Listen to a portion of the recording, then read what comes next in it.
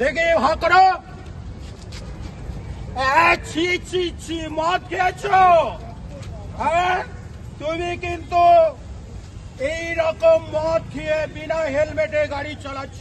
Janakalyan foundation যারা এই প্রোগ্রামটা করলেন তারা আমাদের সঙ্গে এই প্রোগ্রামের সঙ্গে এই প্রত্যেকটা ট্রাফিক গার্ডের সঙ্গে তারা কিন্তু দৈনন্দিন বিভিন্ন প্রোগ্রামের মাধ্যমে এই অ্যাওয়ারনেসকে এগিয়ে নিয়ে যাচ্ছেন। আমি ধন্যবাদ জানাবো আসানসোল দুর্গাপুর ট্রাফিক গার্ডের পক্ষ থেকে জনকল্যাণ ফাউন্ডেশনকে, যে দিদি আপনারা যেভাবে আমাদের সঙ্গে এই কাজটা করছেন তাতে আপনাদের প্রত্যেক সদস্যকে পুলিশের পক্ষ থেকে ধন্যবাদ।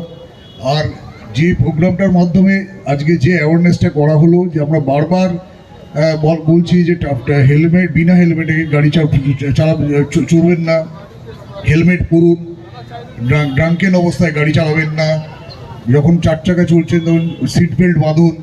আমরা সারা বছর ধরে কিন্তু আমরা এইগুলোর জন্য করি, ডিটারেন্স একটা থাকে।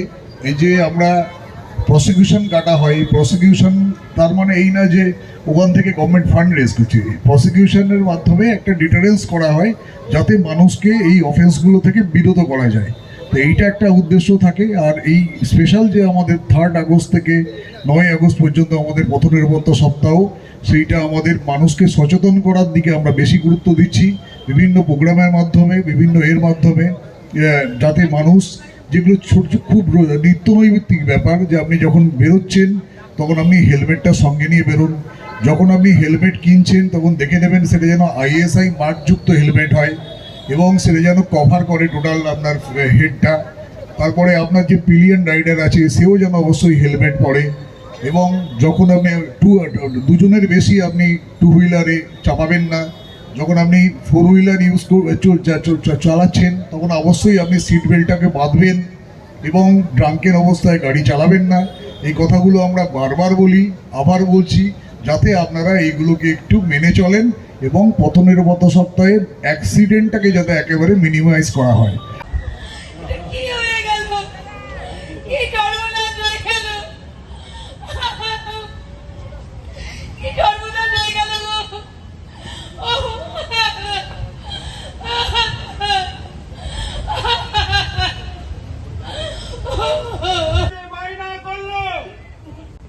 একটা বাইক লাগবে, বাবা ধার দেনা করে বাইক এনে দিল। জিপি রোডে ছিল দোকানে, সব শেষ হয়ে গেল।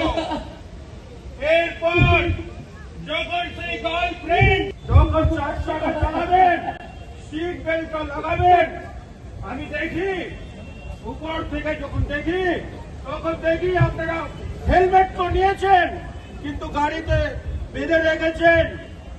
আর পুলিশের সামনে দেখি তখন হেলমেটটা চালাচ্ছেন। এটা কার সাথে চালাকি করছেন? নিজের জীবনের সাথে চালাকি করছেন। খুব ভালো লাগছে ওনাদের এই সহযোগিতা, ওনারা যেভাবে আমাদেরকে আহ্বান করেছেন, রেখেছেন, আমরা এইভাবে কাজ যেন করতে পারি, মানুষকে সচেতন করতে পারি। সবার আগে জানেন তো, মানুষ যদি নিজে সচেতন না হয় তাহলে আমরা যতই চেষ্টা করি আমরা পারবো না, ট্রাফিকই বলুন বা যে যতই যাই বলুন। তাই আমাদের জনগণকে আগে এগিয়ে আসতে হবে যে আমরা হেলমেট পরবো, বাচ্চাকে যখন স্কুলে নিয়ে যাব বাচ্চাটারও হেলমেট পরাবো, আমরা 3 জনই হেলমেট পরবো, এটা আমাদের প্রয়োজন।